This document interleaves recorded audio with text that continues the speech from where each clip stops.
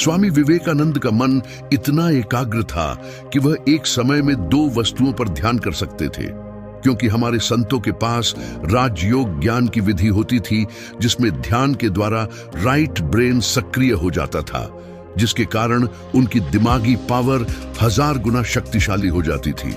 विवेकानंद के पास भी वही राजयोग का ज्ञान था। उन्होंने राजयोग नाम से किताब की भी रचना की।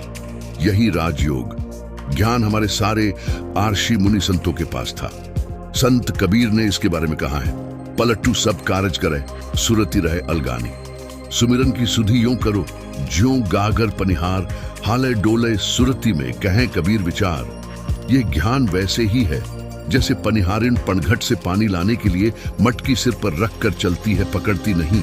केवल ध्यान से मटकी सिर पर स्थिर रहती है, गिरती नहीं, और खड़ी खड़ी दूसरों से बात भी करती रहती है, तो उसका ध्यान मटकी पर भी और इधर बात करने में भी है। ठीक ऐसी अवस्था राजयोग ज्ञान के द्वारा होती है।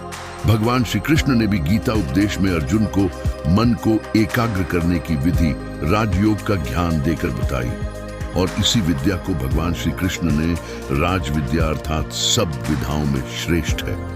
आज के समय में हम भी इस विद्या को विवेकानंद की तरह पा सकते हैं, पर उसके लिए रामकृष्ण परमहंस जैसे सद्गुरु की जरूरत है, जो अब के समय में गुरुओं की भीड़ में बहुत कम मिलते हैं। इसलिए हमें ऐसे सच्चे गुरु की खोज करनी चाहिए।